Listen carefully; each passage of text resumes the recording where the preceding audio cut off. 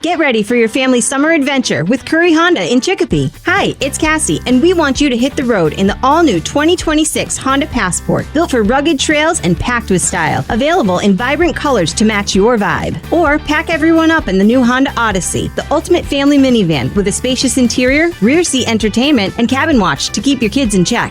Come get your dream ride at Curry Honda in Chicopee on Memorial Drive or online at curryhondamass.com. Simply the best.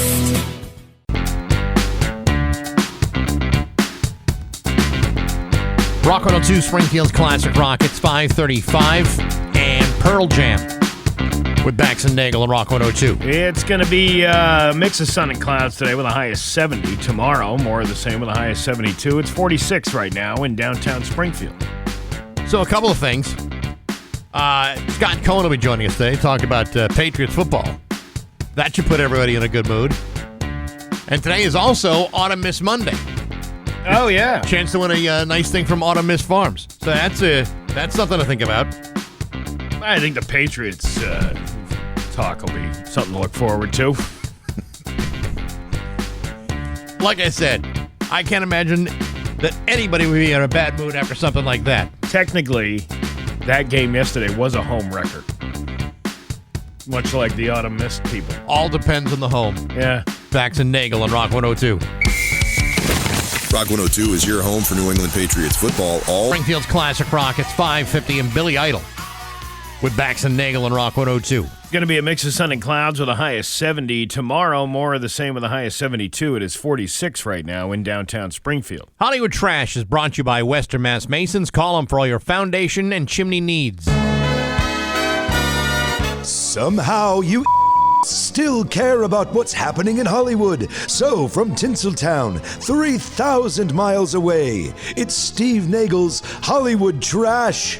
You know, Charlie Sheen, in hindsight, was really into 2.5 Men and more. He has had sex with men, and that's men plural. At the same time, or just whenever he felt the chance? He admits it in it. He admits it in his memoir, Book of Sheen, which comes out tomorrow. And the Netflix has a documentary, a.k.a. Charlie Sheen, which drops Wednesday. He says, quote, "I flipped the menu over." He adds that it's liberating to finally talk about it. It all started when he was smoking crack, but he doesn't exactly regret it. He told Good Morning America that when he was clean, he would try to analyze it and figure out how and why it happened. But he doesn't sweat it anymore. He says, so what? Some of it was weird. A lot of it was fun. And life goes on. Well, listen, if you tried to map out Charlie Sheen's entire life, I'm going to guess it'd take you forever. Probably. I mean, you need drafting tools, maybe a few pie charts. Be impossible to keep up with. Anything you tell me about Charlie Sheen would absolutely not surprise me. Yeah, but he's clean and sober now. Now? He's writing all about it. He's not living on tiger blood anymore. No, but he's still winning. Pamela Anderson and Liam Neeson is the relationship America wants right now, supposedly. So it was devastating when tabloid reports claimed it was all a PR stunt to promote The Naked Gun. But maybe their love is real after all. At a film festival in France over the weekend, Pamela said, quote, "I do not and will not ever feed into PR stunts. That would be a death sentence. I'm authentically driven. I'm superstitious when it comes to love, and I'm not comfortable sharing any shred of my romantic life. Except for that one time that tape got leaked to everybody. Except that one time in the boat. And I got mauled by a donkey. A bow-legged swamp donkey. That's one way to put it. Of course, she and Liam have never confirmed that they're dating, so this isn't exactly proof, but America can still hope. Am I right? Or am I right? Yeah, I think you're right. Did you see the MTV Video Music Awards? I was too busy watching football and then going to sleep. Yeah, they kicked off with a bang last night thanks to the saxophonic stylings of Kenny G. Wow. That's right. Could they have gotten a bigger celebritard than Kenny G? Kenny G was the first performer to hit the VMA stage in 2025, but only because he was part of Doja Cat's performance. Another highlight was the tribute to Ozzy, featuring Youngblood, guitarist Nuno Bettencourt, and Steven Tyler and Joe Perry from Aerosmith. Other performers included Sabrina Carpenter, Jay Balvin, Alex Warren, Busta Rhymes, Conan Gray, Post Malone with Jelly Roll, and a Video Vanguard Award recipient Mariah Carey. In her acceptance speech, Mariah asked MTV, quote, "What in the Sam Hill took you so long?" Since this was her first Moon Man, but it was technically her second because earlier in the night she won Best R&B Video for Type Dangerous. Lady Gaga's performance of Abracadabra and Dead Dance was pre-taped because she had a show across town at Madison Square Garden, but she did attend the VMAs long enough to accept the trophy for Artist of the Year. Ariana Grande had a good night, winning a Video of the Year for Best Pop Video, Brighter Days Ahead. Where do you find videos? Is it on YouTube now? Is that what it... Because MTV itself doesn't show them. Does MTV2 still show them? Perhaps, but I don't Because I haven't seen anything that looks anything remotely like an MTV2 or a video on my cable system. I don't know. I haven't seen any of that. You want a full list of the winners, you can check it out at mtv.com, where they also don't show music videos. I wish they would. I really miss wasting my time that way. The documentary John Candy, I Like Me, premiered at the Toronto Film Festival over the weekend, and in it, Macaulay Culkin remembers John's kindness on the set of Uncle Buck. He also remembers that John was one of the first people to realize that Macaulay's dad was a creep. Macaulay says, quote, "I think he always had that really great instinct. I think he saw. Listen, even before the wave crested and the Home Alone stuff was happening, it was not hard to see how difficult my dad was. It was no secret. He was already a monster. I think John was looking a little side-eyed like, is everything all right over there? You doing good? Everything okay at home? All right." You can picture him saying that, too. He adds, quote, "I wish I had gotten more of that in my life. It's important that I remember that. I remember John caring when a lot of people did not." I want to see that documentary. Yeah, it comes out on October 10th on Prime. It's a long time to wait, but I'm actually looking forward to that one. It's really not. It's only a month away. It's only 30 days, 32 days. Could easily forget 30 days from now that it's even on. Let's see. Tom Hanks was set to be honored at West Point on September 25th for being a veterans advocate, but that is off now. He was going to receive the Sylvanus Thayer Award, not only for the work he's done on behalf of veterans, but for his movies that include positive portrayals of servicemen like Saving Private Ryan and Forrest Gump. Yeah, but Forrest Gump was fiction. But was it? Yes, it was. I mean, he's meeting the president. But they were going to give him a parade and everything, but they pulled the rug out from under him. An internal email claims they had to cancel the event so the Army can focus on its core mission of, quote, preparing cadets to lead, fight, and win.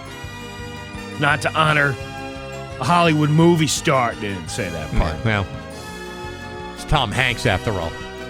Well, I mean, if you're pushing away Tom Hanks. I know, but isn't he like the most annoying celebrity ever? Like the least liked actor ever? He's the worst. He is the worst. Let's see. 2 new potential couple alerts. Austin Butler and Emily Ratajkowski, and Glenn Powell and Olivia Jade. Hey, you'll have to give me some time to Wikipedia them. You remember Last Comic Standing winner John Reap? Yeah. Well, he's in jail now because he just got arrested on child pornography charges. Come on. Yeah. Really? Yeah. It happens. You think you know a guy? Actually, no. I never knew that guy to begin with. Did you? Yeah. We met him. Kim Kardashian posted a series of you met, what's his name, too? The guy from Subway. Jared, yeah. Every celebrity we meet falls into prison at some point. You talked to Bill Cosby at one point, yeah, too. twice, actually, yeah. Oh, well, hey, we got a whole lineup of these people. Kim Kardashian posted a series of elegant photos from her vineyard getaway in Napa Valley, showing off wine tastings, rolling hills, and sunset dinners among the vines. Well, she must have had something to say. Oh, my God, the last time I had that much wine and grape in my mouth was when Ray J uncorked his corkscrew and let me sample his Cabernet Sauvignon in that sex tape you can purchase on YouPorn for $39.95. Caitlin? Well, I never got that done and dirty with your mother, Chris Kim, but I once gave her a full-bodied pour with hints of nutmeg, oak, and nut sweat.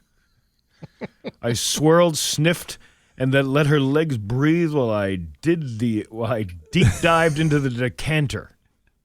What are you trying to say? What I'm trying to say is after finishing my flight, I left her palate coated, and then we both walked away with legs so wobbly we looked like two glasses about to spill over. Wow, it's a beautiful thought. The sommelier flagged me for overpouring. Did you ever have a sommelier bring your wine? No, I usually don't hang out with sommeliers.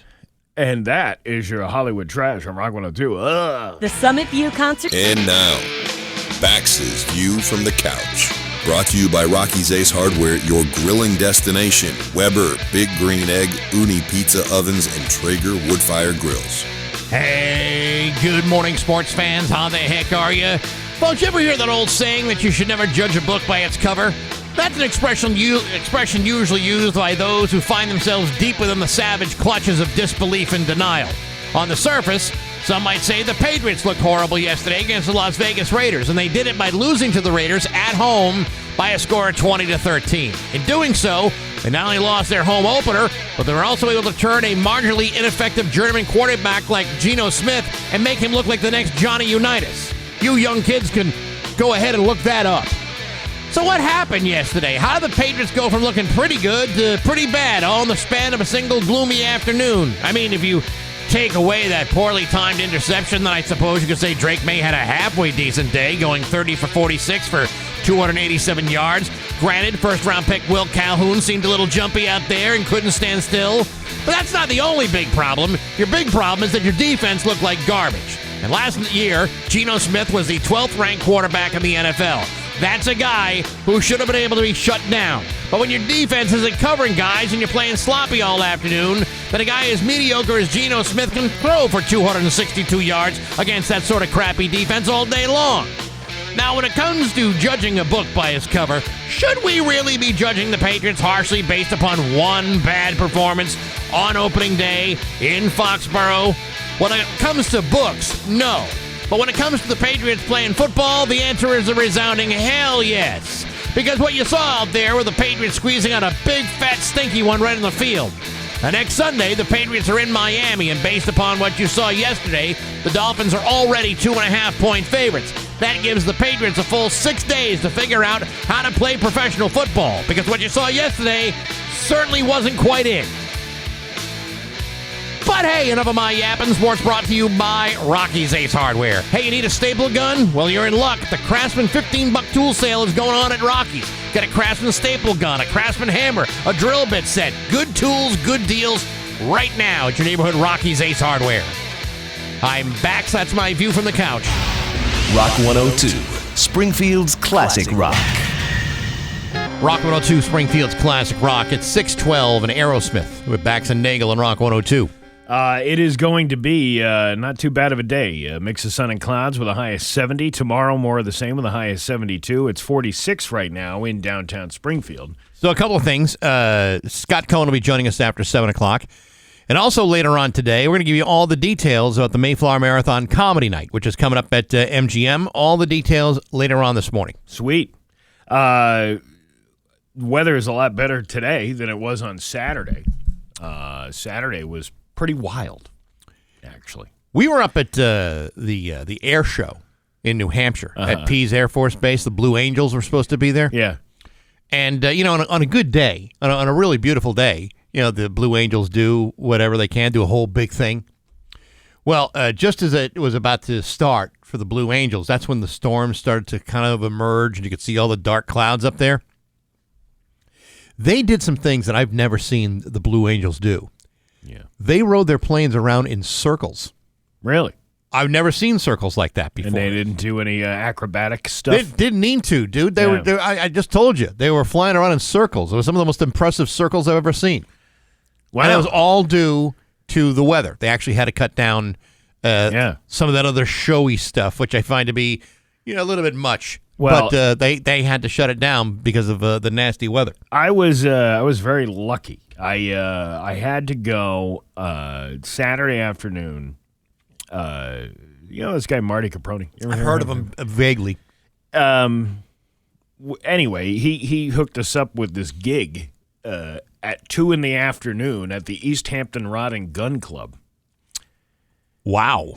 Yeah. Well, I mean, it was a cancer benefit. It was a guy who's unfortunately suffering from stage 4 cancer, so they had this big benefit for him. And I had never been to the East Hampton Rod and Gun Club. That's the other side of East Hampton, by the way. That's not the downtown ladies' night hot spot. No, that everybody. This is the real part of East Hampton. This is the one where the normal folks live. This is when the only microaggression is if someone shoots at your target. The only thing micro was the micro burst that happened there Saturday afternoon. Sure. So there was this whole thing where this comedy show was supposed to last like an hour and a half, and then everybody's phone starts going off with the tornado warning. Mm-hmm. And so it's been decided that, we should cut down the time of this thing and, do our thing. And so then, Phil, what's his name was there? Phil Anthony was there. Mm-hmm. He goes up and does like 10, 15 minutes. I go up and do like 20 minutes. And then I pass it off to Marty, and I said, you know what? I'm going to go because I want to be home with my family before this happens, And I drive away, like the storm is just about to start, and I'm driving away, and I'm like, holy crap! And the rain is just coming down, and there's branches falling from trees, and it's like a big to do. So I finally get home about 25 minutes later, and luckily nothing catastrophic happened where I live or, on my way home or anything. It was pretty scary. Like a deck chair didn't topple over or anything? I had some branches and stuff you could see in the backyard, but that was about it. Yeah. And but then when I talked to Marty, he got stuck there for a while. That place flooded out, I guess it flooded out, like the road flooded out. Really? Because they had so much rain in such a short amount of time. That's what was going on up there. So I was lucky enough that I left when I did. You could still be out there. How do we know that Marty ever got home? I don't know. I haven't even talked to him since. Probably has no way to charge his phone. He didn't have a kayak. He didn't have a life preserver. He didn't have anything. Seems to me he severely underplanned. But that storm damage was pretty good. Several communities are cleaning up damage after a string of severe thunderstorms moved through western Mass on Saturday afternoon. Holyoke was one of the hardest hit communities by the storm. Police Chief Brian Keenan stated that the following roads were closed in Holyoke on Saturday due to the storm. Route 5 from Dartmouth Street to Mountain Access to Southampton Road to East Hampton Cross Road. Route 141, that's always a big one. Mm-hmm. That was closed. East Hampton Road to Cross Road and Homestead Avenue near Mayor Drive and 1139 Homestead Avenue. They started it with about 500 customers, Holyoke Gas and Electric, no electricity and no power. They had road closures throughout the city and downed trees, according to Holyoke Mayor Josh Garcia. Out in the middle of the state, though, near Holden and Worcester. Yeah, they got nailed. Holy crap. They got nailed. I'm looking at the pictures. It just amazes me how fragile things are. You think things are so strong, but they showed this picture of this tree that got uprooted. And not only did the tree get uprooted, but it took the entire sidewalk with it. So the sidewalk is just sticking up in the air under this tree root. You saw that in Springfield. Yeah. A few years ago. Yeah. Remember, being in like East Forest Park and trees that were like on the side of the sidewalk were same thing. Ripped up the entire sidewalk and even part of the street. It was pretty bananas. So luckily we didn't get any of that stuff, but they did get pretty severe storms throughout the rest of the state. But what a wild ride that was. But that East Hampton Rod and Gun Club, whew, what a beauty that place is. I bet it is. I said it looks like if a Cabela's and a Cracker Barrel had a baby, that would be the pavilion at the East Hampton Rod and Gun Club. It had these weird green and yellow colors that were decorating this barn-like looking thing. I believe that's where Tractor Supply holds its Sunday dinners. I'm sure it is. Yeah. Right there, potluck. Yeah. So when you're doing comedy in front of a bunch of people who are carrying guns, does that change the tenor of the show? I didn't really see any guns being carried. Well, we're all concealed. The whole, walking up to this place, and again, knowing what I know from East Hampton just from the news and Mayor LaChapelle and, that whole thing, this was a completely different world of East Hampton. Sure. This was when you walk up and you see a table filled with booze bottles and a smoker filled with raw chicken, you know you've hit the right side of East Hampton. There was no guns. I didn't see any guns. There was nobody shooting any guns off. Were they doing the great East Hampton tradition of flipping the chicken over on the grill with their bare hands? No, they actually there was a sense of serve safe. Good. Going on there. There was people using gloves and preparation. I think they understood the botulism thing and the salmonella. That's a new phenomenon in town. I've seen plenty of people either move things with a stick they found on the ground or with their bare hands. Well, you could do either one. Well, either one is gonna get you there. It's all delicious. But no, it was. I thought it was a pretty good thing. I spent quite a bit on raffle tickets. I didn't win anything, I guess. I gave my raffle tickets to a guy I think I might have been able to trust. He was the guy that coordinated the whole thing. But I don't know. I don't know. Well, what kind of raffles are we talking about? Stuff that you could have actually used? Yeah. The only thing I really I put in for two things. I put in for a car wash basket, because you can always use a car wash basket. That's true. But I also put in for the Blackstone griddle. They had a Blackstone griddle thing there, a small one. But still, something. I don't need a big one. I just need something that. It's you and two kids. How much are you going to do? You're not going to a big party at the house. But I didn't hear that I won or lost or anything. Huh. So I don't know what happened to that. But luckily, everybody was safe, and the event still went off, and I think they raised quite a bit of money over there. It's 6:21 with Bax and Nagle on Rock 102. Change is always happening. To Springfield's classic rock. It's 6:27 and Nirvana with Bax and Nagle on Rock 102. Liam's got the full forecast for you. With summer winding down and you think you might be a little thirsty out there and need yourself a drink, Rock 102's get the hookup for you for half off hops. Get $50 gift cards to 5 of Western Mass's best local breweries. Rustic Brewing, Vanish Valley, Great Awakening, Scantic River, and Arc Point for just $25. That winds up being half off. Don't bother, check my work. I've already done it for you. Half off sale at the Shop 30 store at rock102.com. These will go fast. Half off hops from Rock 102, Springfield's classic rock. You ready to laugh? I am. Let's laugh. It's Bax and Nagle's Joke of the Day. I'm funny how? I mean funny like I'm a clown, I amuse you. On Rock 102. I make you laugh. Springfield's classic rock. Did you hear about the dolphin with random sexual impulses? No, Steve, I did not hear about the dolphin with random sexual impulses. It comes in waves. I get it. Yeah, you don't hear the news right away. It comes in waves. No, I get it. Or maybe it's talking about the... I don't even know. Who knows? Who knows? Bax and Nagle in the morning on Rock 102, Springfield's classic rock. It's 6:32 with Bax and Nagle on Rock 102. It's time for news brought to you by Freedom Credit Union. Freedom is yours. Here's local radio icon Steve Nagle. Thanks, Bax. A child is safe after orange police officers rescued him from the river on West Street Sunday afternoon. I don't think the color of their skin should have any play in this whatsoever. In fact, I'm kind of uncomfortable even talking about it. They were Oompa Loompas. Oompa Loompa, doo-ba-dee-doo. I've got a kid in the river for you. Oh, Jesus. What? Well, he got out. He's safe. I wouldn't be making this joke if he wasn't safe. No, I know you wouldn't. The Orange Fire Department stated that at approximately 1 p.m. on Sunday, orange EMS crews, everybody's orange up there, and police officers were called to the area of West River Street regarding a child in the river. The child and his brother had reportedly been fishing when he had slipped and fallen into the river and was holding onto an object to keep himself above water. Orange officers arrived first in the area and were able to wade across the river to bring the child to safety.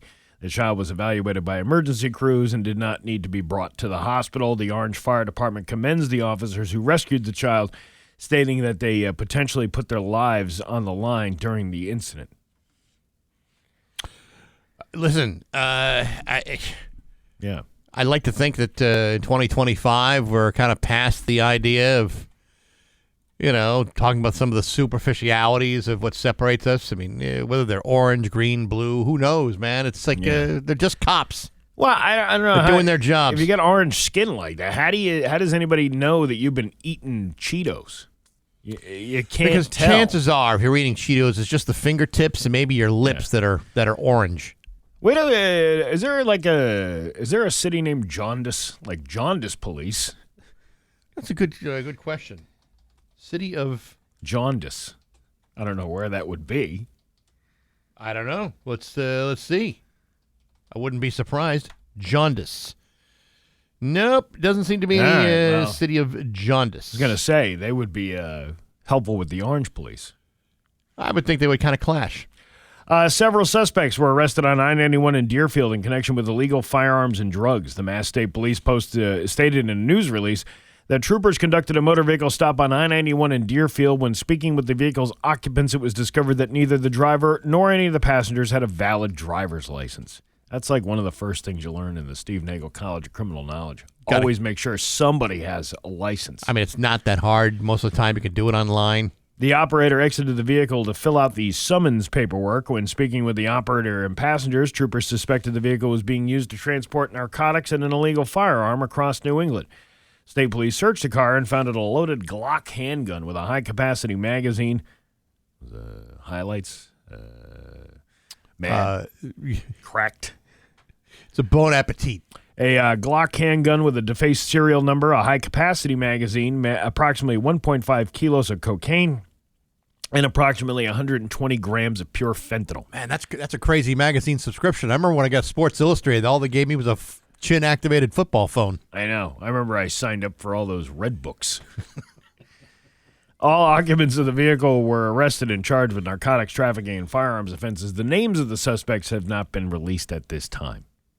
Well, if you don't have a license, you can't get the name. What's his name? I don't know. I didn't see the license. What did he put on the sheet? Puddin' Tame. Did it say where he lived? Down the lane. Yeah, very specific. Now, if you ask him again, he'll tell you the same. Exactly, I would imagine. Let's see. Final security preparations. We're we're less than a week away from the New England's biggest fair, and preparations are fully underway. Western Mass News went to the Big E Fairgrounds in West Springfield to learn more about how the Eastern States Exposition is planning to handle safety and security this season. It's something that's a concern in any public setting or large crowd, even following some arrests at the fair last year. However, the Eastern States Expo leadership is ensuring that this final week of preparation will make for safe and secure season. Yeah, when Gene Cassidy dresses up in his cowboy outfit, he'll actually have live ammunition in those guns. He'll have like those two big straps of bullets around his chest. Exactly. The 2024 season at the Big E was certainly successful, with the fair setting an all-time attendance record of more than 1.6 million people, but experienced multiple arrests after fights broke out across the fairgrounds as well.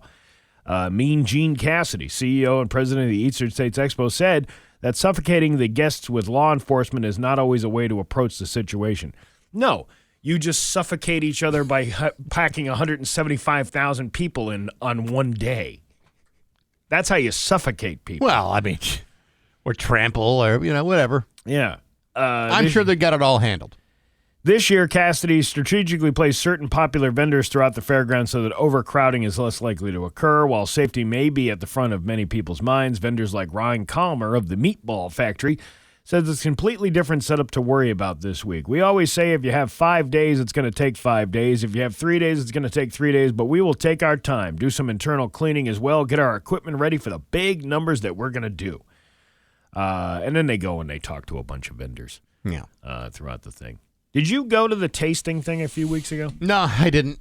I didn't go.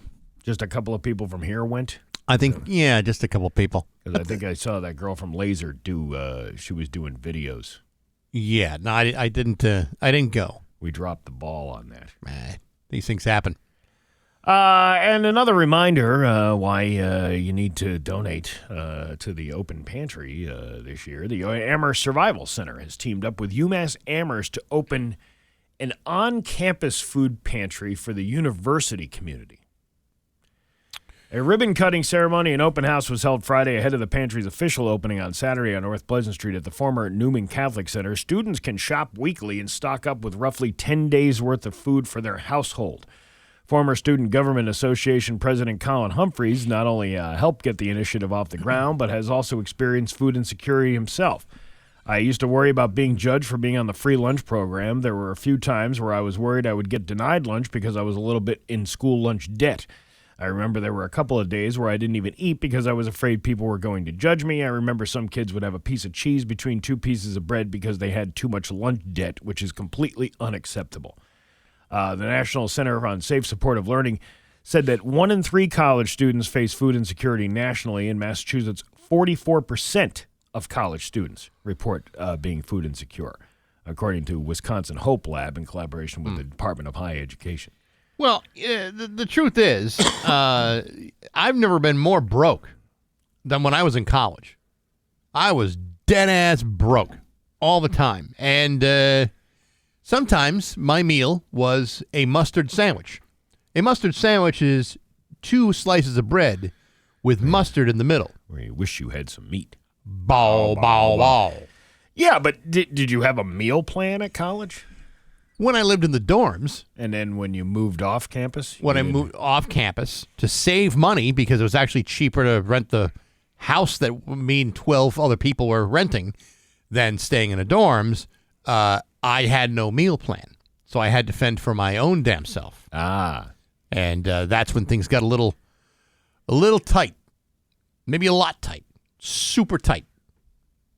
Oh, I never didn't have enough to eat. I didn't have enough to drink. That was the problem. See, that's why I donated plasma once a week. Right. That gave me a few bucks, a little bit of mad money in the pocket. That's not a bad little take. That's it.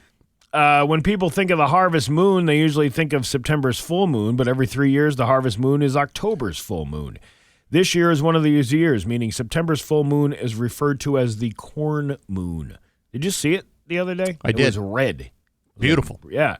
Whichever month receives the name harvest moon is based on the proximity of each full moon to the autumn equinox. This year, the fall equinox takes place on September 22nd. Since October's full moon occurs on October 6th, it's closer to the equinox than, I don't know. I'm just reading off, like, it's stuff. big, it's red, it's astronomical beautiful stuff. That's it. That I don't even know about. But it was colorful. Of course it is. It was beautiful. Nice and red.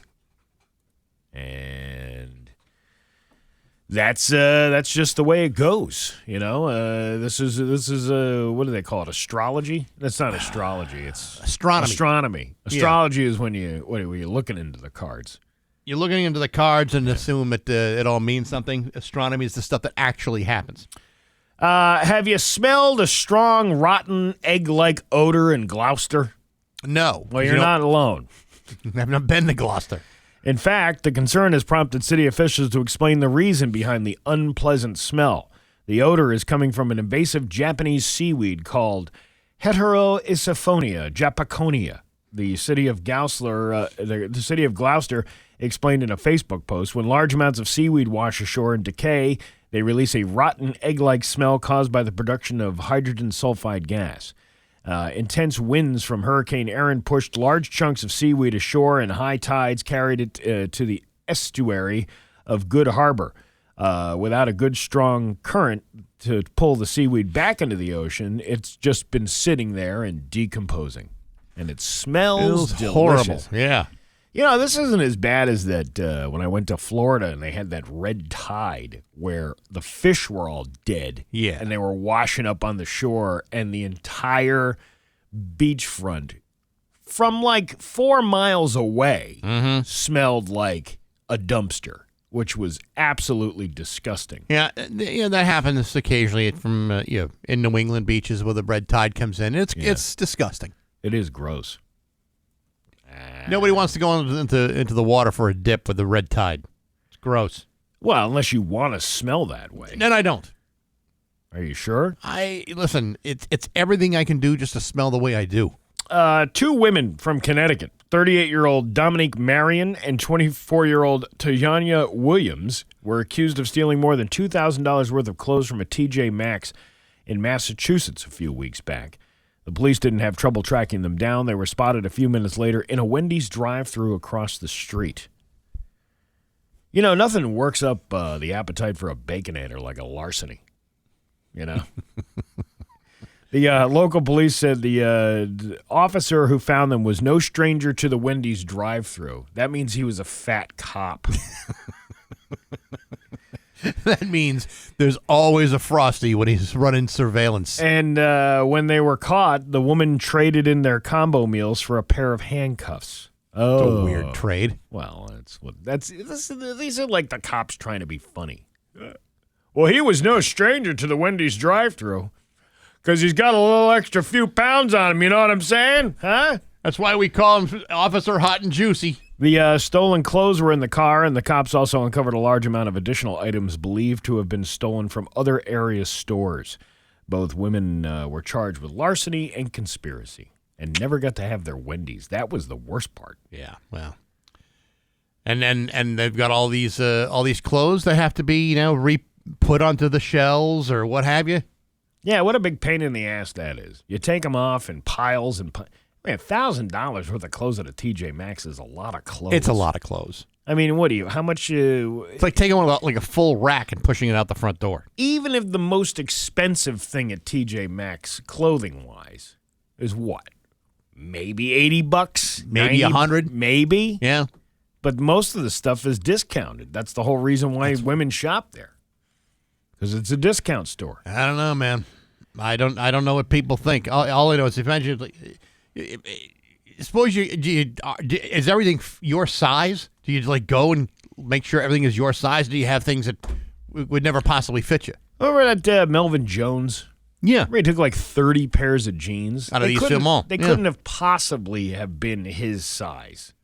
You don't know that. I mean, he could have spent a better part of the afternoon in the changing room just to make sure.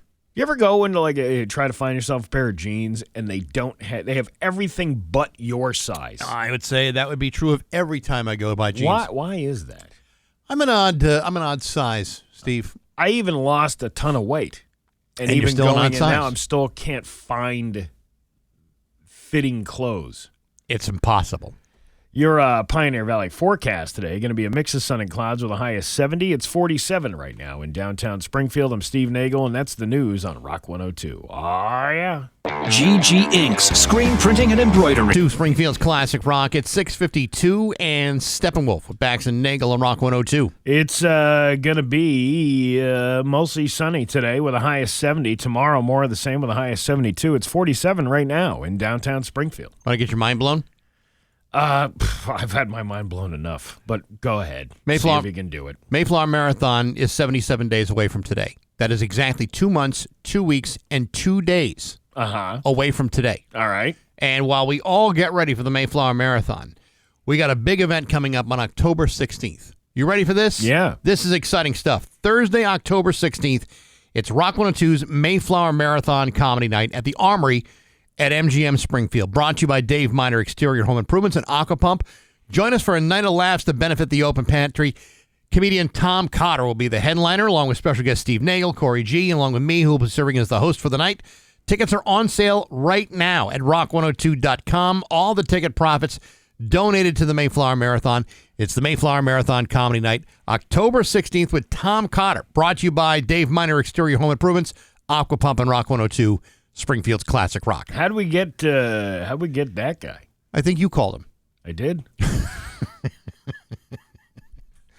We had our top comedy booker in the building on it. I said, listen, we can't afford, or we can neither afford nor get in touch with a real celebrity. Could you do this comedy show for us? And he's like, absolutely. See, he's a very kind man. Yeah, he's doing it for 2 cans of Campbell's soup. That's all he crackers. wants.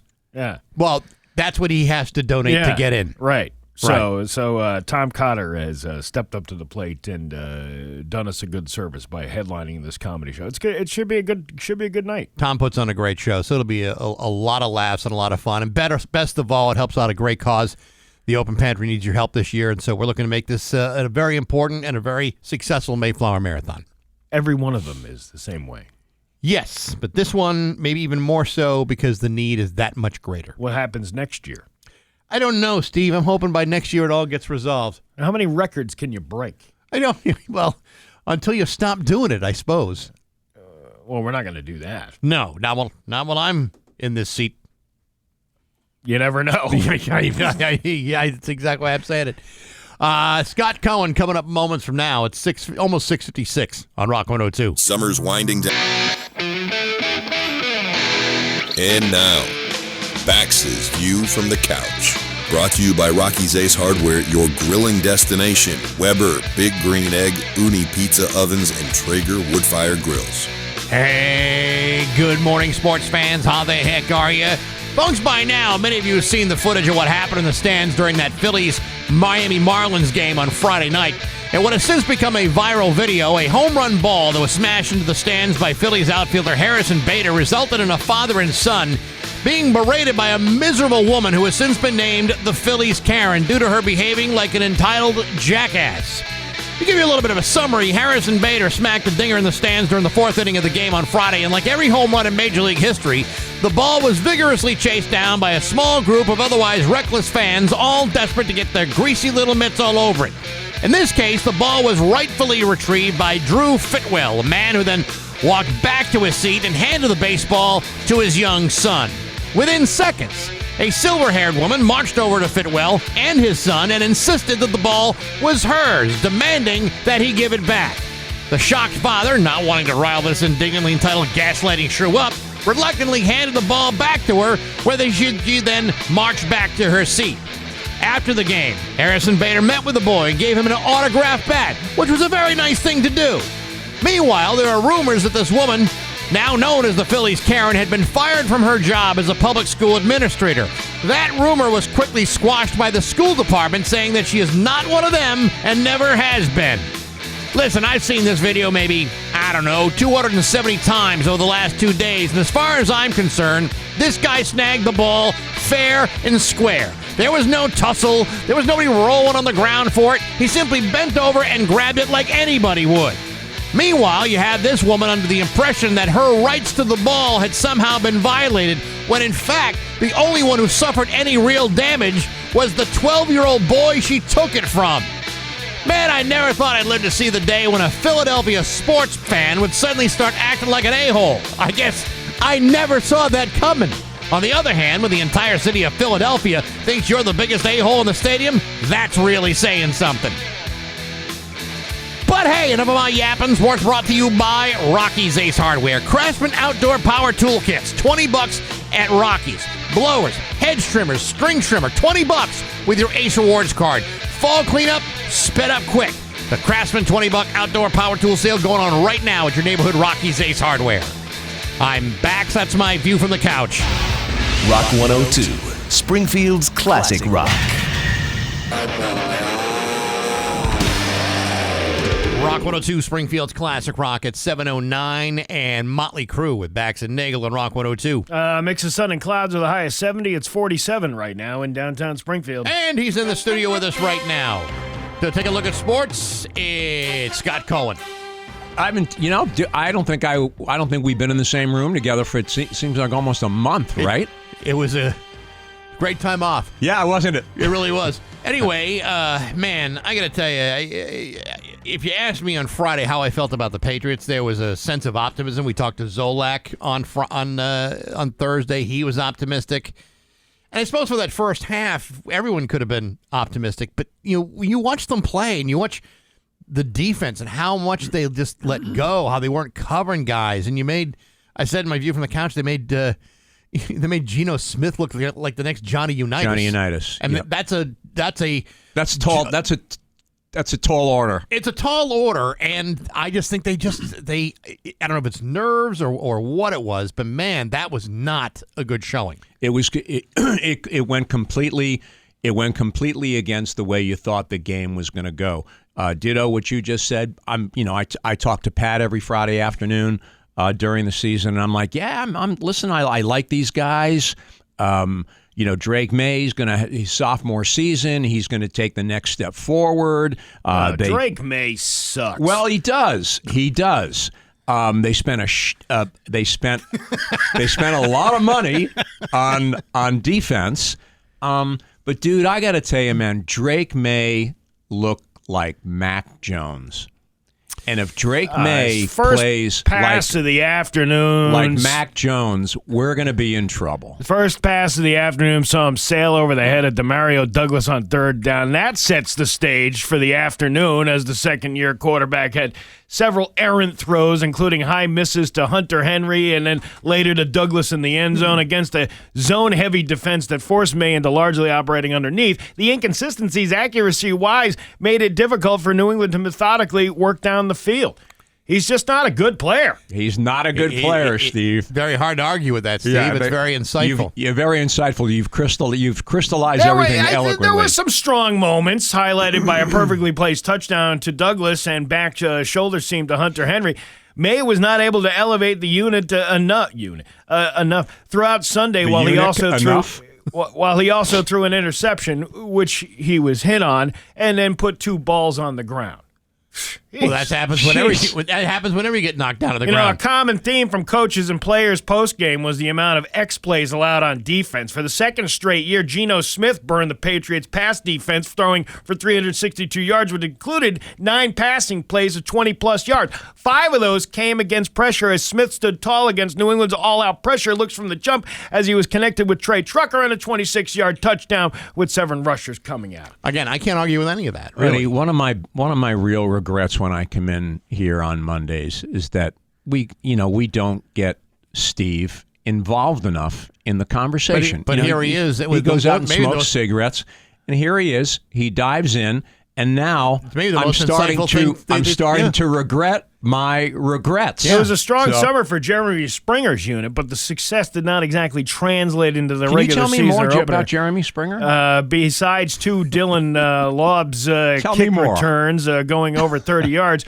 rookie kicker Andy Borregales pushed his first field goal attempt wide right from 40 yards out before rebounding with a 35 and 44-yard make. Let me build on that. First half, right? The kicker walks out there. You're like, who is this guy? Mm-hmm. Have we really fallen? Has that roster really fallen that far when the kicker walks out and you go like, did this guy just walk in from the parking lot? But they looked terrible on Sunday. They really, really did. And it went against every anticipation that we had about them having a good season. Well, here's the this is the kind of surprising part. They're playing Miami next week. Miami's a lousy team, and most people would agree with that. But yet they're 2.5-point favorites based upon what people saw yesterday out of the Patriots. I mean, you like to think this is all about nerves. I mean, even Calhoun was a little jumpy on the line too. A couple of false starts. I mean, you can't. I mean, he's a rookie. I know your first day on the job is kind of a big day, but you can't be doing that stuff. You can't be doing that stuff. Pushing your team back at important times. Yeah, Campbell late in the fourth quarter, they were facing 4th and 5. They were going to go for it. I mean, they had to go for it. They were down by 10 points, like 4 minutes to go, and he gets a false start. He jumps, and all of a sudden 4th and 5 becomes 4th and 10, and then they punt the ball away, and at that point the game was basically over. But getting back to the Miami game, buddy, it's like, you know what? All of a sudden here, after what we felt about these guys on Friday afternoon or Saturday afternoon, they play the game on Sunday. Now you got to go on the road, and I don't care how bad Miami is. You've got to go on the road against a divisional opponent, and you're already saying in the second game of the season it's must win. That's not the situation you want to put yourself in. The Red Sox have been kind of. Hey, can we go back? Can I give you some props here, buddy? Yeah. Bud, the Packers. Come on, dude. No one gave the Packers any consideration against Detroit. But you know what? I did. I picked them. I had them in my pool, straight up, man. When you have Micah Parsons stepping on that, sitting on that stage, and every time completely changed the complexion of the Packers season. Every time Goff saw him coming at him, he soiled himself. He soiled himself and messed up. So if he's going to do it in the game one, when he's not even 100% into the defensive strategy of that team. Yep. it's only going to get better. So I am jacked. As you should be. As I should be. So congratulations, you're sporting the colors this morning. Wanted to give you your proper props. A couple things about baseball. The Red Sox have kind of been a little wishy-washy. They've fallen down the standings, but they still are the number 2 team in the wild card race. And they got quite a bit. They got a little bit of a cushion there. I think it's 3 games over Seattle. So they're in pretty good shape. They're going to make the playoffs. They have the Yankees at Fenway coming up this weekend. They can make up a little bit of ground there. But you know what I mean? Losing 2 of 3 to Arizona, you've got to do better than that. And now they're going to go to Las Vegas to play Oakland or the Athletics. They got to take 2 of 3, if not 3 of 3 there. But they got it. You know, it's your view from the couch. So the woman in Philly who grabbed the home run ball, you know, made an ass out of herself. Yes. Do we know who she is yet? So No, they do not know her actual identity. How can we not know who it is at this point? I mean, it'll be found out. There were a lot of people that speculated that she was working for a public school system and had been fired. That turned out to not be true. Yep. The school system has said she's not one of us. Yep. Never has been. We have no idea who that woman is. If you haven't seen, there's no way you haven't seen the video by now. A game in Philadelphia. It's Harrison Bodden, I think it is. Yep. Hits a home run. Ball flies into the stands right before this woman's row. She tries to go for it. Like 4 or 5 other people try to go for it, but the ball falls into the hands of this guy, who then runs over and tries to grab it. Which is look, dude, it's a free for all. Didn't pull it out of her hands. There was no tussle. No one was rolling on the ground. He grabs the ball, walks over, and gives it to his 12-year-old son. And then the Elizabeth Warren lookalike runs over and stomps over. Insists that the ball was hers, that it was in her hands, and that he should absolutely give it back to her. And the guy, his reaction was, he thought, hey, we're going to throw down here. Throw down. He wasn't sure who was coming up to him. You know, he's like, I don't want to cause a fight here. Just take the ball. So she takes the ball from the 12-year-old, stomps on over to her to get back to her seat. Meanwhile, after the game, the kid Phillies and then Marlins hooked the kid up a little gift bag, and then the player signed the bat. Yeah. So he makes out.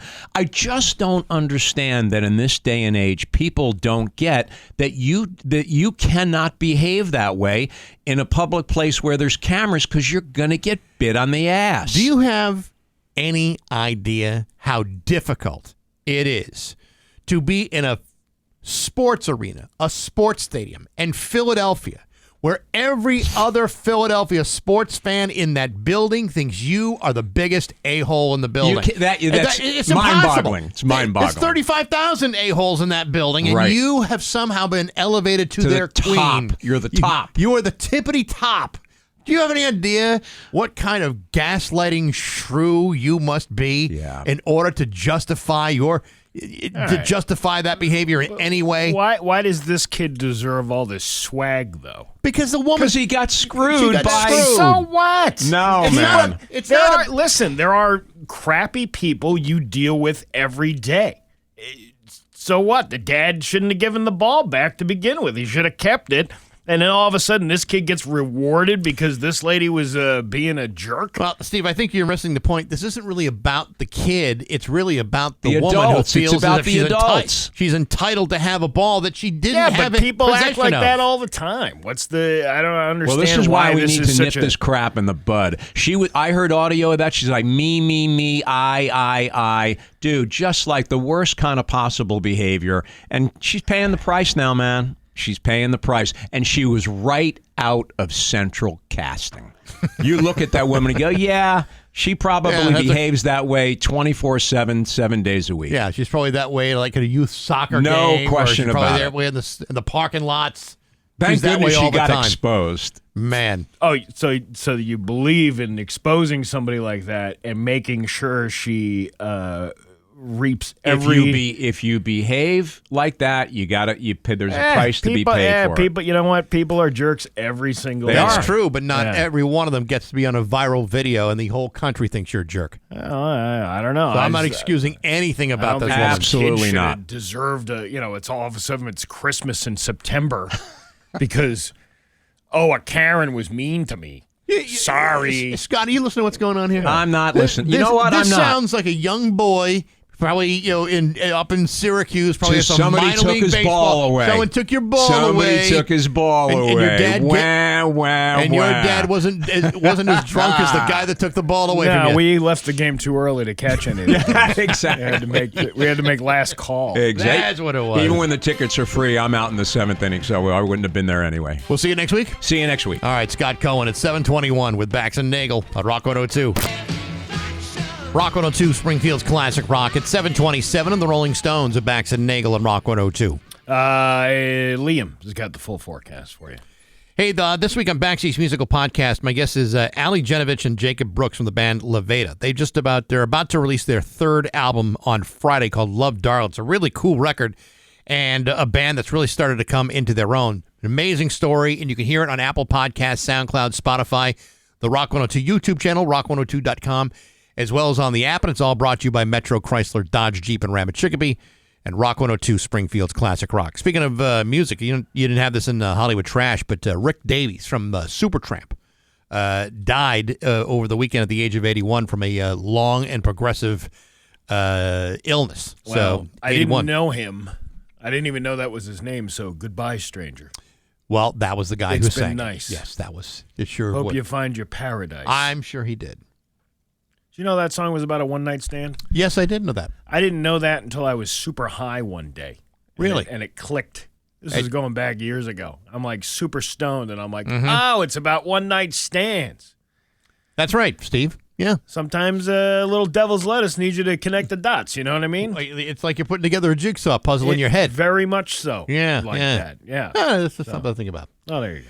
We got news coming up next to Rock 102. Here's your Western Mass News First Alert Forecast. After an 7:31 with Bax and Nagle on Rock 102. It's time for news brought to you by Yankee Home Improvement. This month, Yankee Home is giving you 50% off installation, 0 down, 0 interest, and get this, an extra $750 off for the first 25 callers. Get a load of that. Time for news. There's local radio icon Steve Nagle. Thanks, Bax. Storm damage. Several communities are cleaning up after a string of severe thunderstorms moved through western Massachusetts on Saturday afternoon. Holyoke was one of the hardest hit communities by the storm.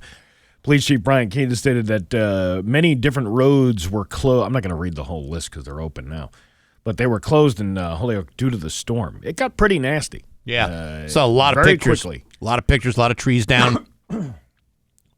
Anytime is even a remote threat of a tornado. Yeah, it's funny how your mindset starts to change. And if you were around here when the last tornado hit, about what was it, 12 years ago now?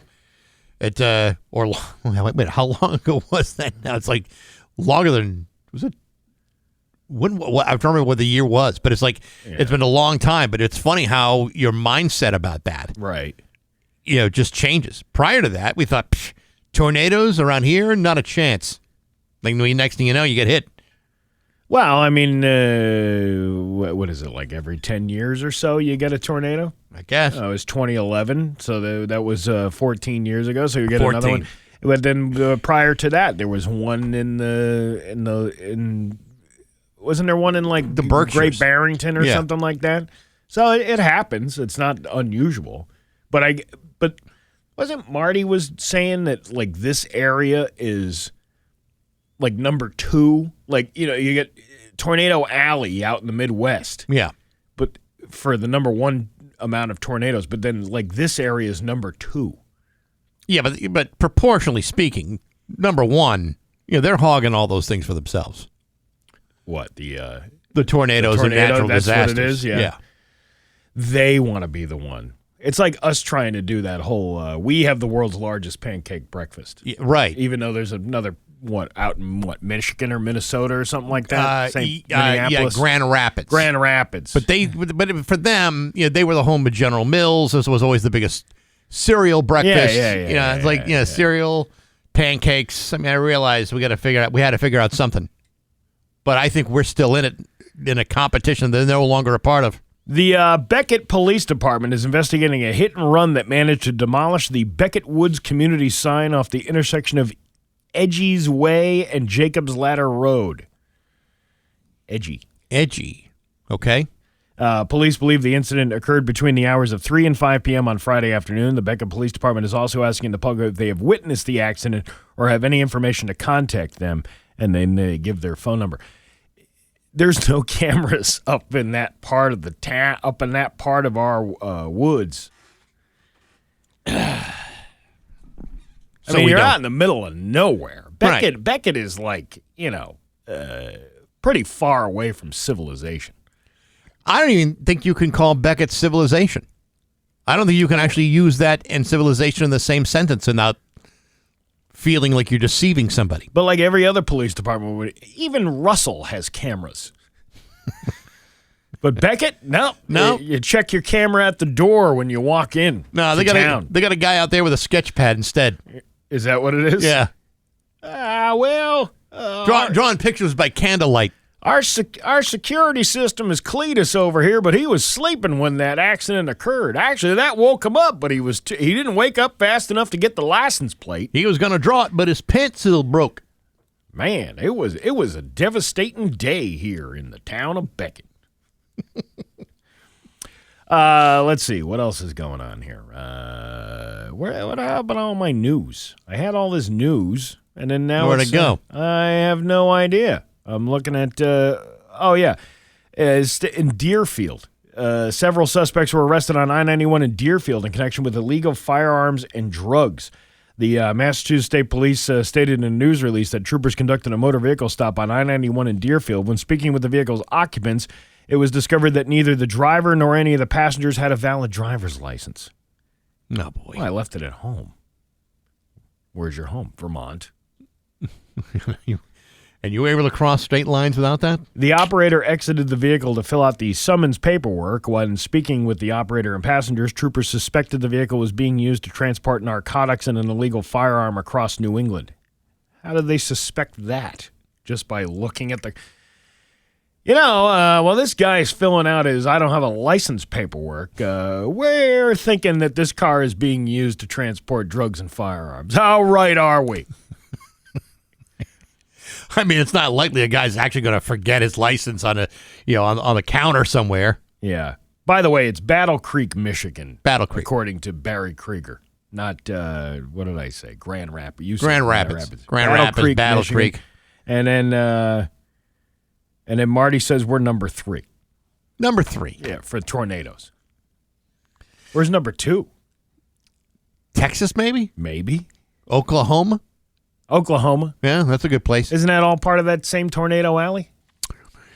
Yeah, but there's, again, you can get tornadoes. Yeah, I suppose. I mean, there's tornadoes all over the Midwest. Yeah, they get those things. They get those warnings all the time. Anyway, nobody there takes them seriously either. Anyway, back to these Deerfield folks. State police searched the car and found a stolen loaded Glock handgun with a high-capacity magazine. A Glock handgun with a defaced serial number, a high-capacity magazine, approximately 1.5 kilograms of cocaine, and 120 grams of pure fentanyl, to which the state trooper goes, I told you! They were trafficking this all across New England. I was right. So the probable cause piece here is what? That's what I'm trying to figure out. Like, what was it? I mean, it just said they're not saying what the detail was that led them to believe that there is something other than just not having a license is going on here. There's other things involved.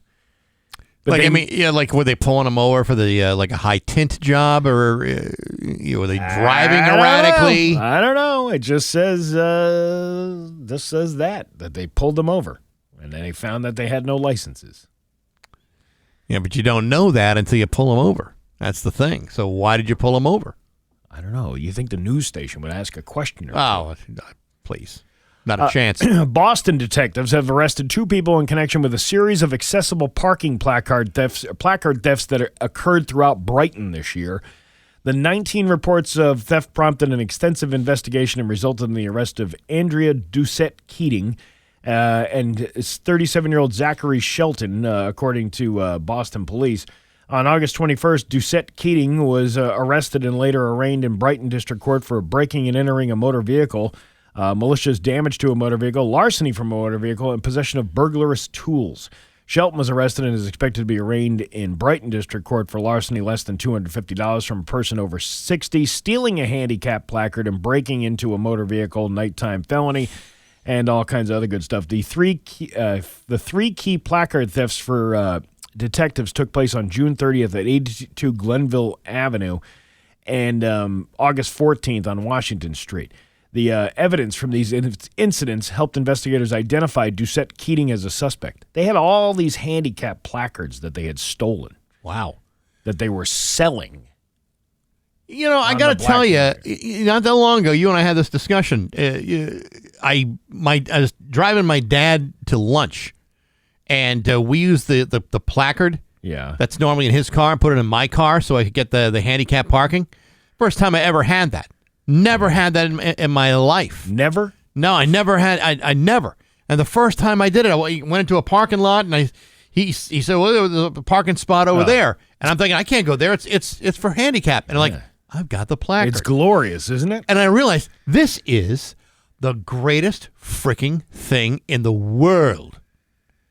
These handicap people don't have any idea how good they got it. Well, I told you before, when my mother used to come visit in Florida, she used to bring the placard, and we'd be parking in front of Walmart, in front of the Big Y, in front of the TJ, wherever we were going, we'd park right up front. And then when I would visit her in Florida, everybody's handicapped, so it was hard to find a handicap. You had a better chance of finding a non-handicap space closer to the door than you did have a handicap space close to the door. I had a park in a parking lot like just yesterday. I had to walk almost 200 yards to the front door of the store. That's a lot. That's a lot. It's crazy. It's crazy how how many people down Florida state flag should be that wheelchair thing. It should. It should. Yeah. Because there's so many of them. I can't wait for the day comes that I am somehow infirmed or feeble or just not able, because I will use that like crazy. Yeah. So if you're thinking about retiring down to Florida, think about that as you want to go to a place where, yes, older people retire, but not so many of them that you can't even find a handicap space with the handicap placard that you were awarded by the RMV. Well, let me run this by you, because I don't even know. Let's say I have I'm handicapped, I have a placard. Can I park in preferred parking at the Big E? If you have a handicap placard. If I have the placard. I'm not saying that if I don't, I would have to have the placard. But if I had it. Well, now you're going to get an offer from the Hawkman telling you want to take that van, that sweet kick-ass van that he's got down to the... I'm really asking you not could for my... drive that thing. I'm sure I could. He locks himself in the back. Yeah. I'm really asking just for information. I'm not asking for my own purposes. You see what I'm saying? I see. Yeah. Just out of total curiosity. All right. Is there a special place? And if there is, well, then maybe I'll have to reconsider my thought. Well, we should... I was trying to get Gene Cassidy on this week to talk about all that stuff. Not available? I just haven't had a return message yet. He's so busy. I mean, you're getting him right. He dresses up as that Greatest Showman with the big top hat and the cane. Oh yeah, and the purple coat and the whole. It's like he's like the Willy Wonka of Western Massachusetts. Walks out of the front gate, tumbles, stands up on his 2 feet, and welcome to a world of imagination. Right, and all the Oompa Loompas are the police officers not working for overtime pay. They were just working for regular pay. That's right. Because that's just part of their deal, I guess, right? Yes. Let's see. You know how people went from cable to streaming to save money only to watch streaming become more and more like cable? Well, the taxi to rideshare swap might become just as pointless. Uber has started testing this new form of payment called cash. Cash? They've been introducing it in select cities over the past few weeks, and it just hit some bigger markets, including L.A., San Diego, Dallas, and Orlando. Uber says the idea is to expand transportation access to everyone, and not everyone has a bank account or a credit card, and some riders just prefer cash. You still need a cell phone, though, or a way to book the app. Basically, you book a ride as usual, and you select the cash option for payment. Then you hand over the bills and coins when you get to the destination. I can't foresee this causing any problems whatsoever. No, absolutely not. It's also optional for drivers. They have a setting on their end that can be set to accept cash or not, although some drivers say the feature was abruptly added to their accounts without warning and accepts cash was the default. It's optional, so it's not a huge deal, but some drivers are upset. The main one is that they're worried they might create a safety concern because, if you're carrying cash on you. But you're also carrying credit cards, too. Yeah, but you know what? It's easier for a thief to steal the cash and not get traced to what he stole from you versus... True, but because we're kind of moving towards a cashless society in other aspects, not as many people are carrying around cash anymore. Uber may be even expecting some of these issues because they're not allowing cash payments after 11 p.m. because that's when the crime starts. That makes sense. You'll never see somebody commit a crime before 11 p.m. Not without a credit card. That was like the COVID rules. Well, we can't keep a restaurant open past 9 o'clock because that's when people really get sick. That's when the people that can barely breathe the most. When you're breathing all day long. Yeah, I know some people hold their breath all day long until dinner time. Yeah, and then when they let it out after 9, that's when all hell breaks loose. Your Pioneer Valley 4, I remember, that was so stupid. I did a wedding during that time. I DJ'd a wedding. I even told the people, listen, you don't even have to use me because it's going to be useless. Yeah. I was basically there just playing background music because... people could. It was up at the log cabin, and this has nothing to do with the log cabin. These were just the rules that were put in place. Yeah, people could. You couldn't dance. So that's why I was trying to tell these people. Listen, you don't have to pay. I don't even have to go. Just get a speaker and an iPod, and you'll be all set. Because there's no announcing. There was no introductions. There was none of that stuff. It was sitting and listening to background music while people had to wear masks 6 feet apart from each other. Yet, when they sat down at the table, they could take the mask off and eat. And they're most likely to breathe on each other. Especially after having several cocktails, which makes you talk even more. In hindsight, some of those rules were pretty stupid. You think? Yeah, maybe. Well, maybe. I told you I was on board with it until they started pulling that kind of thing. With the after 9, and you can't stand up and talk, but you can sit down and eat food, spitting it in other people's faces.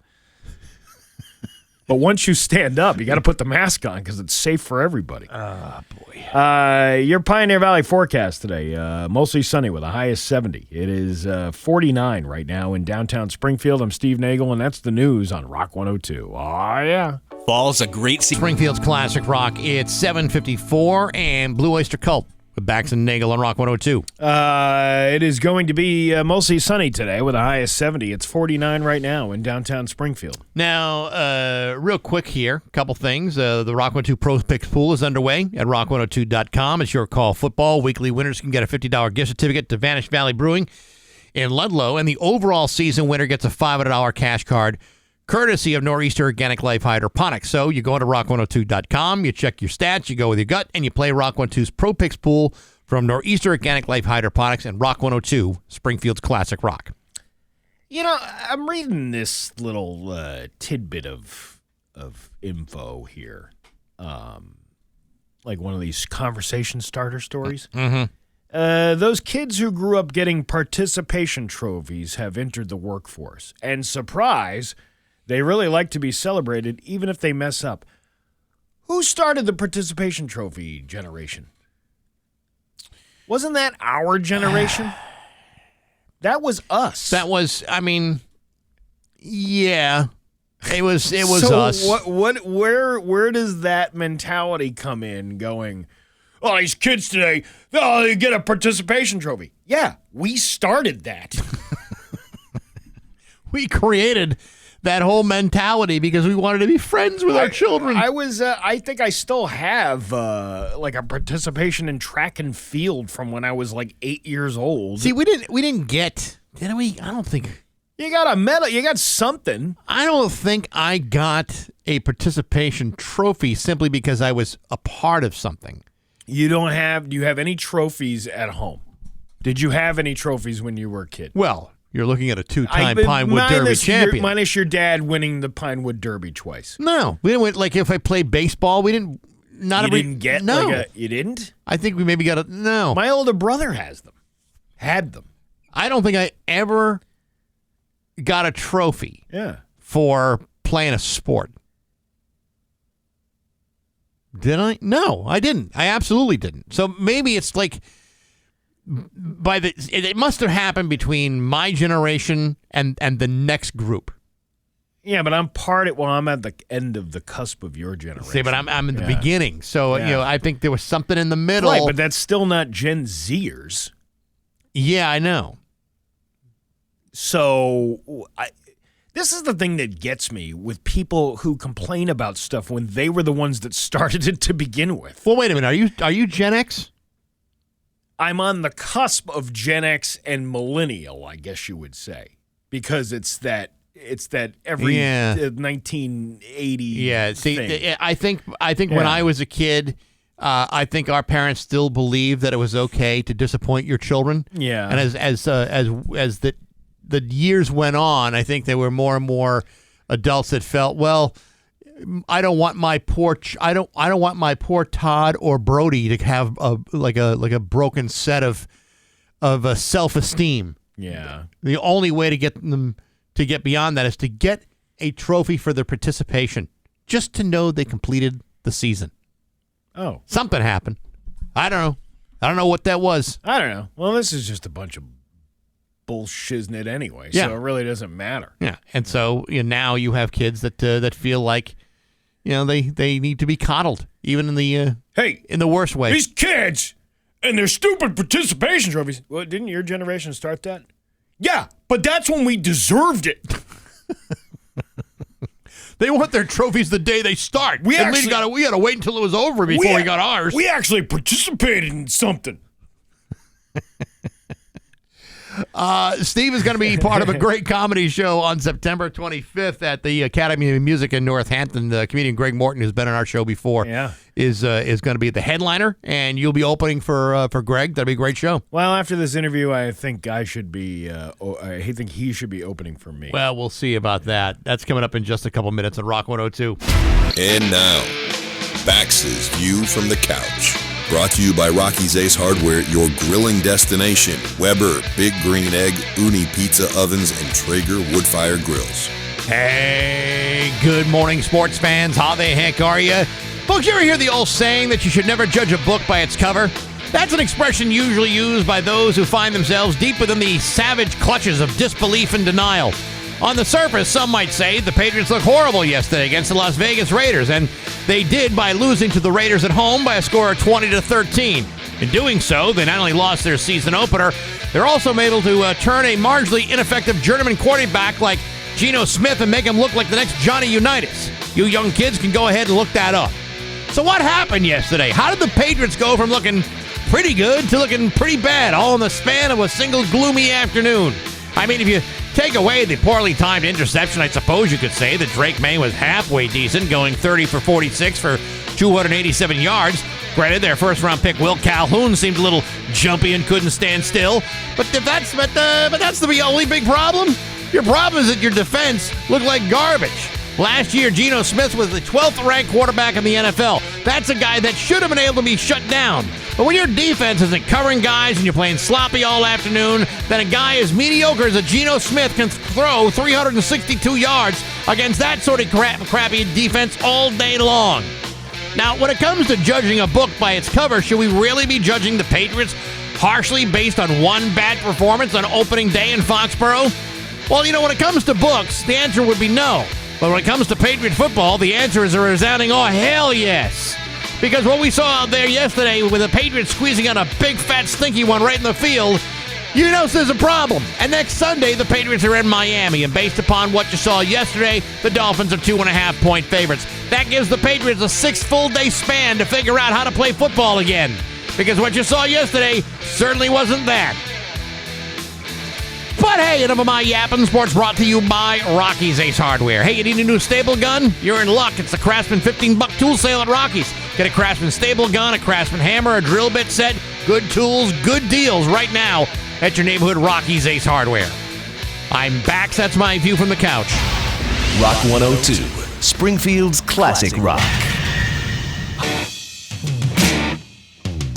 Rock 102, Springfield's classic rock. It's 8:12 and Queen with Bax and Nagle on Rock 102. It's going to be a mix of sun and clouds with a high of, where the hell did the weather go? Oh, yeah, high of 70 today. It is 51 right now in downtown Springfield. I mean, I'm looking at you now, man. It's like you're blossoming into this big-time stand-up comic. You're doing this show every Thursday night at the Shortstop. You're doing this gig here, that gig there. It's like it never stops with you. Except for the the show will still be going on with the dinner and a comedy show, but the big show that I'm doing is on a Thursday night is with Greg Morton from America's Got Talent. September 25th at the Academy of Music in Northampton. Tickets are available at hotmicevents.com, and he is on the phone with us right now. The headliner for that night is comedian Greg Morton. Good morning, Greg. How are you?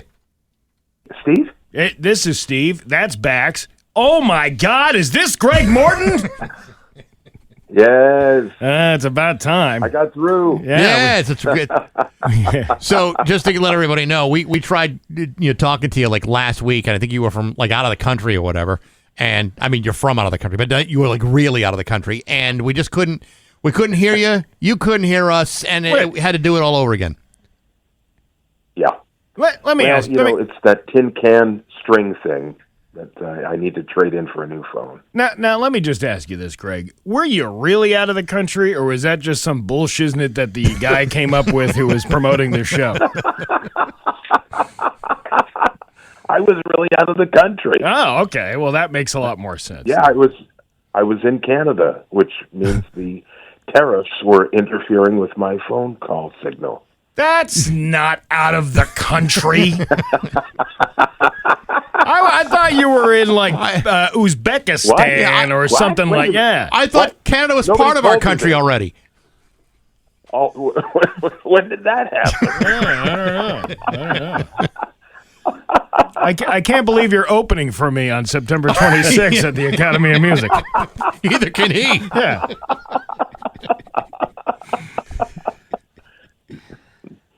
We're going to have the fabulous Steve Nagle. Yeah. He's going to be headlining the show. I think Greg Morton will be opening. Yeah, I have a sense that it's going to be the other way around. Steve's opening up for you. We talked about like last week. We've actually met many times. We met in New York at Comedy Central back in the 90s. I think we also met you at Just for Laughs in Montreal a number of years ago. And the thing I remember, of course, the whole Star Wars thing that you did was just an amazing acrobatic, athletic comedy bit. Especially, yeah. Yeah. You do voices at all, or who, me? Yeah. Well, I mean, but on the radio for 40 years, but no, I haven't done a whole lot of. Couple of voices here and there. Let's get the resume out here. Okay. Well, let's see. But you know what I'm going to do? Oh, this is going to be fun. I want you to. I'm going to teach you how to do the Wookiee. Okay. Okay. Okay. Hang on. No. Run with me. All right. First, you got to start with a yawn. So do that. Just.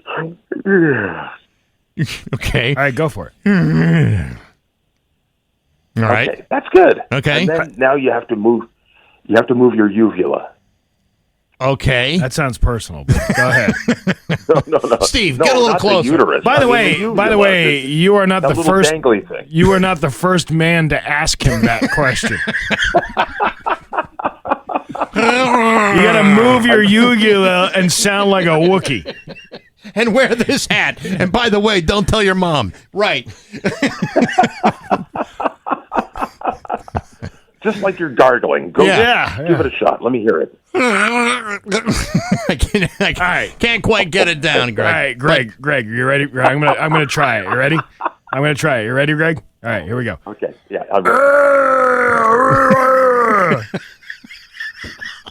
Okay, I think you're putting way too much into it. I think you're overselling it. Whoa. Well, you're the pro, Greg. I mean, you got it down. Right there. That's pretty good. Yeah. See, that's a great And party then you gotta gag. put the two together. You put them together.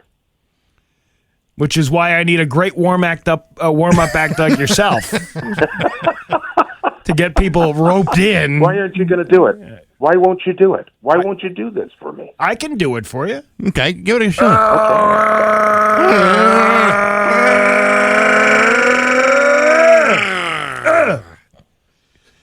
Okay, one of them sounds like a bowel movement. Well, you know Well, what? it actually was.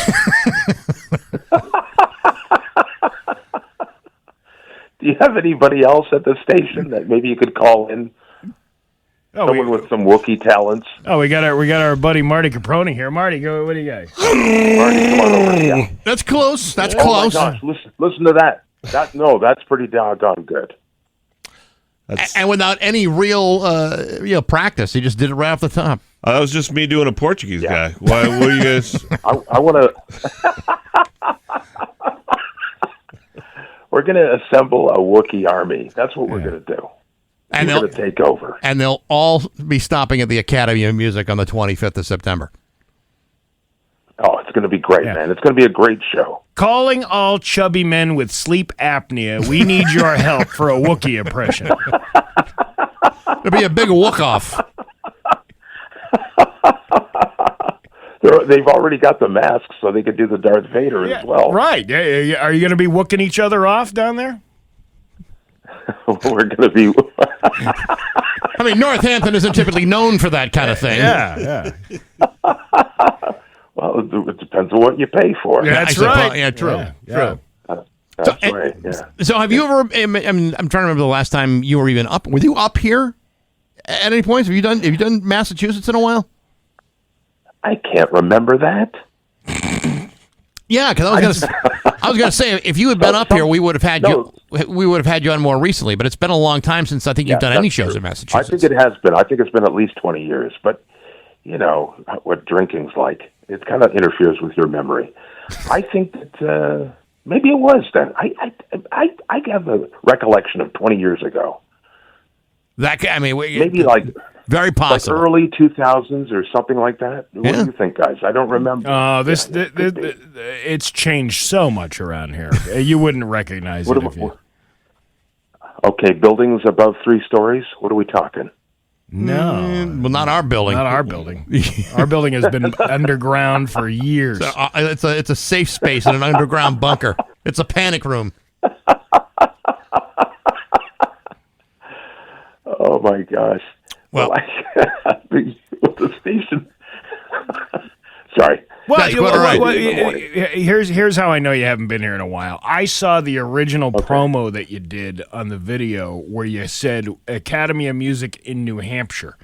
So I knew that you were because you had just done a show in New Hampshire, and it was kind of like fresh on the mind. I'm like, this guy's not even from here. He's gonna fit right in.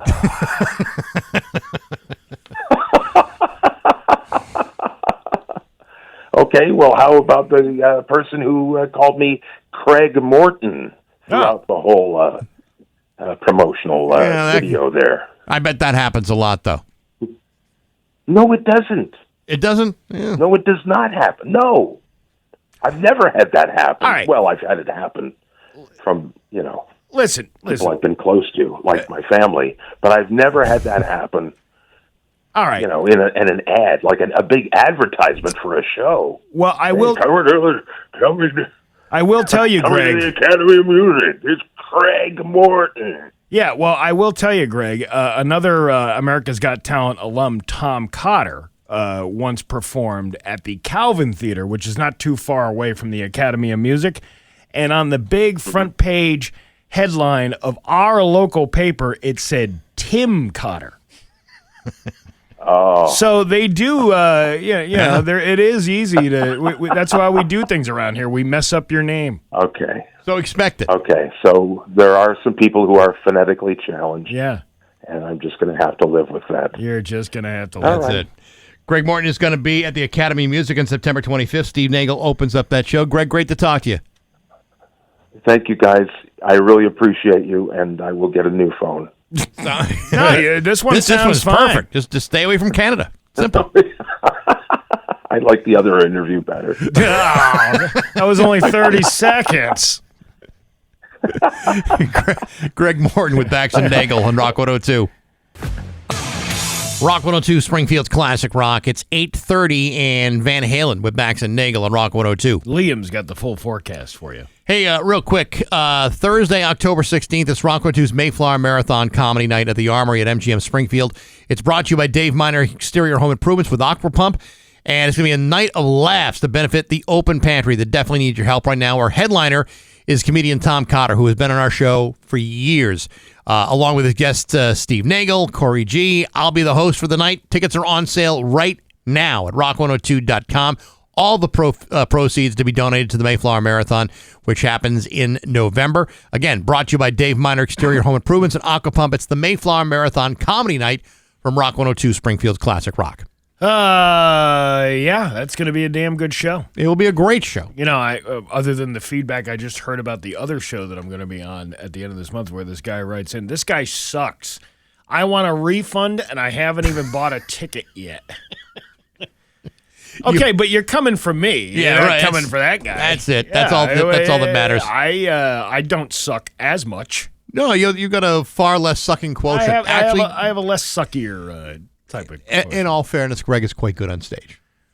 Then why did he not bring that energy to the I telephone? can't say. What was going on there? I have no idea. He was laughing at himself. Well, most of the time, we were funnier. Maybe he was laughing at us as well. Maybe it was too. Like, ha ha ha! You guys get to interview this guy from America's Got Talent. We got news coming up next to Rock 102. 8:35 at Bax and Nagle on Rock 102. It's time for news brought to you by Aqua Pump, an expert in all water supply systems from the well to the pump and into the house. There's local radio icon Steve Nagle. Thanks, Bax. Several communities are still cleaning up damage after a string of severe thunderstorms moved through western Mass on Saturday afternoon. Holyoke being one of the hardest hit communities by the storm. Police Chief Brian Keenan stated that a bunch of roads were closed on Saturday due to that storm for tree cleanup. They actually cleaned that up very quickly. I think they were preparing. Mm-hmm. They had been prepared for, hey, this is going to be a mess. Could be a potential mess. Because when I was driving down Route 66 through West Hampton on Saturday afternoon, yeah, where there was like a power truck and a tree truck, like just waiting there on the side of the road, waiting for disaster to happen. Maybe they thought those trees were going to come down. Well, that's what I'm saying. They were waiting for some kind of damage to happen. So right. I think they were prepared pretty well, knowing that there was going to be these tornado warnings on Saturday afternoon. It was pretty scary. I told you I was at the East Hampton Rod and Gun Club. You know, yeah, shooting off my mouth and my pistol for a comedy show. Sure, which was shortened because of the fact that there was going to be this inclement weather thing. A lot of people clear it out. The benefit was going until like 10 o'clock at night. There was right. a band going to be later on in the day. The food hadn't even been served yet, that kind of thing. But we shortened up our act in order to evacuate quickly. Apparently, a portion of the little road got flooded getting into the place. Sure. Yeah. That's near the Fort Hill Brewery over there. Okay. Yeah. So, yeah, it was. I got out of there just in time. Well, but did the show continue after you, or did they were able to get everything off the stage before it all flooded away? Listen, because I know, like, if Marty goes on, Marty can sometimes go on too long. He told me he was standing there in water, still doing his act. Still got another 15 to go. Well, we gotta finish the show. I'm being paid for a job, right? I suppose. A child is safe after orange police officers rescued him from the river on West River Street Sunday afternoon. Now, who are these orange police, and why are they so They're the Oompa Loompas. Consumed with a different hue? They're the Oompa Loompas. I see. The Orange Fire Department stated that approximately 1 p.m. on Sunday, orange EMS crews, everybody's orange. and Orange police officers were called to the area of West River Street regarding a child in the river. The child and his brother had reportedly been fishing when he had slipped and fallen into the river and was holding on to an object to keep himself above water. Orange officers arrived first in the area and were able to wade across the river and bring the child to safety. The child was evaluated by emergency crews at the location and did not need to be brought to the hospital. So the good thing is he's okay. Okay. The weird thing is he hallucinating? That's a good question. Or Orange police officers? I mean, first I was dreaming I saw little tiny men, and then they were orange, and they kept singing a song about Oompa Loompa, Oompa-dee-doo. Yeah. A dirt bike rider was charged in Springside Park in Pittsfield on Saturday. Steve, I believe it's pronounced Pittsfield. Have you ever been there? I have. I believe it's pronounced Pittsfield. Anyway, that's just the impression people get. They were during a saturation patrol. See, that's what I'm saying. They're Pittsfield. They're saturation patrol on the Pittsfield Police Department. The Pittsfield Police stated that the arrest followed an incident where a traffic officer observed an unregistered and uninsured dirt bike nearly collide with an oncoming vehicle before speeding away at twice the speed limit. Officers from the Traffic and Patrol divisions were conducting a saturation patrol throughout the city, focused on stopping motorists for violations. After observing the dirt bike's reckless behavior, the officer located it parked in Springside Park with the operator standing nearby. Okay. Backup was requested, and the officer hid behind bushes to monitor the situation. So he was just trying to hide to protect himself? You're a cop. You got a gun. You're going to hide? It's like years ago at the Mayflower Marathon. We used to show the Monday Night Football game. Right. On that Monday night.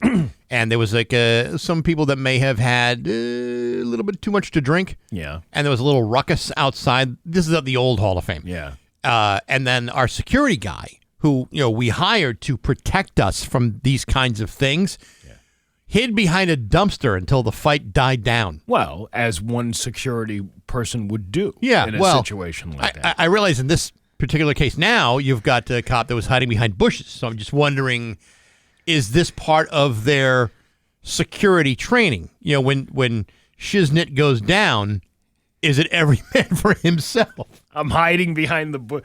Where are you? I'm in the bushes. I don't want this guy to see me. I need you guys to help out. I'm undercover behind the bushes. Seriously, that's what it says. It says he was hiding the officer hid in the bushes to monitor the situation. Yeah, that's exactly what they Let's needed. just walk up to him and say, you're under arrest. Isn't that how it works in that cop world? That requires a little bit too much past my pay grade. I don't know. I don't know. Where was this? I'm looking for this story that I had here. There was, this in Woodstock, New York. 4 hikers were rescued by officials after admitting they had consumed magic mushrooms and were suffering from a debilitating high. The New York State Department of Environmental Conservation Forest Rangers said that its rangers and local firefighters rescued the hikers in the Slide Mountain Wilderness, a park about 20 miles west of Woodstock. The original caller admitted the group had consumed mushrooms and one of them was experiencing a debilitating high, the agency said in a statement. Rangers and firefighters located the group of hikers and escorted them to, quote, the trailhead where they were evaluated by the ambulance. Officials said that they provided a courtesy ride to the group's rental lodging. Yeah. Well, I bet they were cultivating all them mushrooms. Yeah. They added that one of the hikers had lost their car keys, which rangers recovered the next day in a sling bag with the keys under a log in the trail ferns. Well, hey, something took my car keys, man. This fern just got up and grabbed them from me. And drove away in my car. And then he walked away into the wilderness. An image of the rescue released by the agency shows what appears to be a man in a white hoodie being held up by 2 rangers. Psilocybin mushrooms, also known as magic mushrooms or shrooms, are a naturally occurring hallucinogen that typically cause shifts in how a person perceives reality. So much so that you may have had too much to dream last night. Ooh. What about Journey to the Center of the Mind? Oh, I can play that too. Yeah. Right? Yeah, Upon consumption, people may see colors, shapes, or scenes, hear things that aren't real, or lose their sense of time and space, according to the agency. As of July 1st, the agency had conducted 139 search and rescue missions in 2025. It had completed 3,362 search and rescue missions in all of 2024, but how many of them were from a psychedelic trip?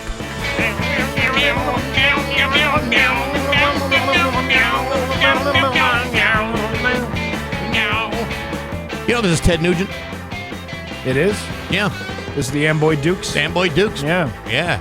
Trippy, huh? Very Makes you trippy. want to go out in the woods and have a fistful of mushrooms and not know how to get back. Just wait for the forest and the trees to start talking to you and tell you how to get back.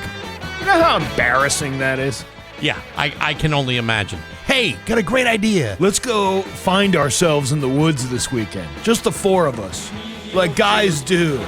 We'll forage for mushrooms in the ground and watch the trees melt into the air. See, this is why you need one person that doesn't do anything.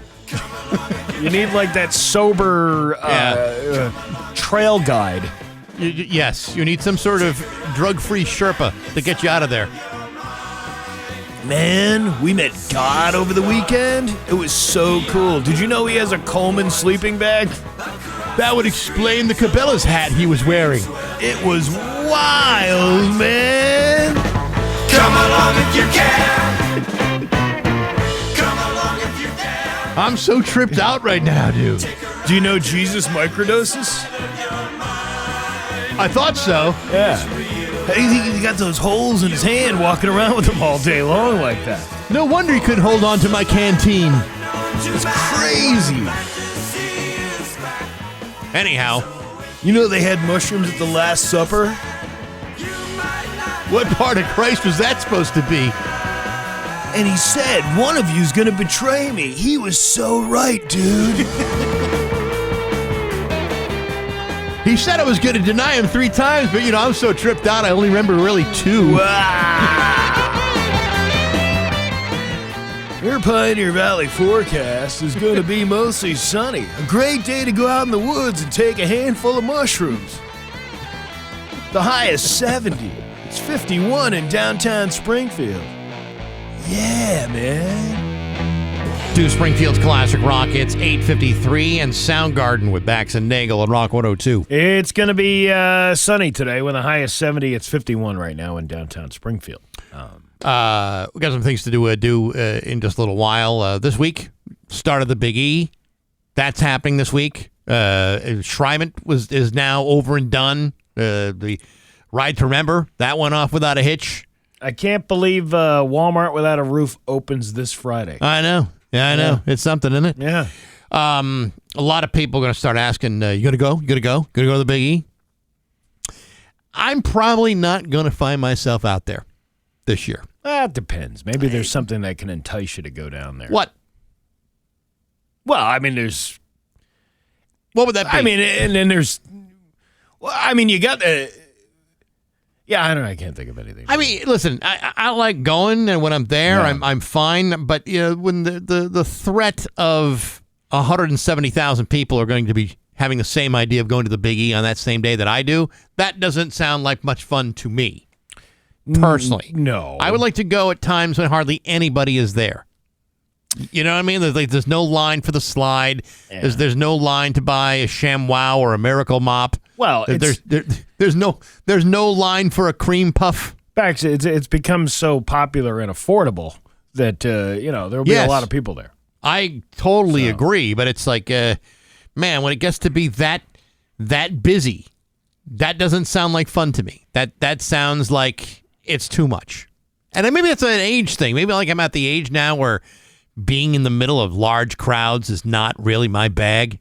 Yeah, I'm kind of the same. I think you're getting to that point. Yeah. Like, when you're young, you think, oh, man, I want to go to the Big E. I want to hang out. I want to see the unicorn cow. I want to have some, I don't know if some I've fried anything. Ever felt that way. Maybe when I was a kid. Like as a teenager, want to hang out with friends at a setting like that. Yeah, but as an adult, I think and this was going back, God, this was 25 years ago when Def Leppard played the Big E. Yeah. And I remember going there with some friends and being packed in like sardines before they even put that canopy up above that stage and all that stuff. And everybody was just packed right into the Big E. Mm-hmm. And we were watching Def Leppard. And I'm like, man, I can't think of a place I'd rather not be right now than here. Because it's the only place in the world when you're there. Yeah, I guess so. Except for the places you're not. Yeah, and that kind of started the beginning of the end. Yeah, Turning me I off don't to know. that kind of stuff. Yeah, maybe that's it. I mean, like last year, we had a little staff thing at the Big E. That was okay. That was like the middle of the afternoon. I stayed for a good hour, and that was that's all I really needed. Well, you know what? There's probably going to be a lot of traffic this year, but it's easier to get to the Autumn Mist Farm than it is to get to the Big E. You know what, Steve? You're absolutely right about that. And in fact, today happens to be Autumn Mist Monday. Yeah, you can have yourself a big piece of meat at the Big E, or you could have yourself the home wrecker. That's right. You can go get a home wrecker and a dirty dog and all the other good stuff that they got over at Autumn Mist.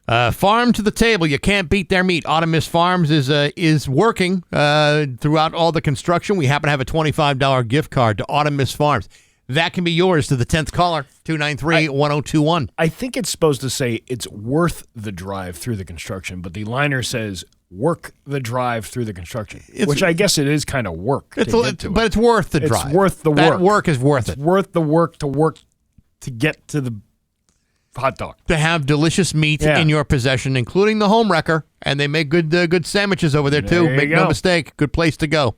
So good luck. 10th caller, 293-1021. It's 8:57 on Rock 102.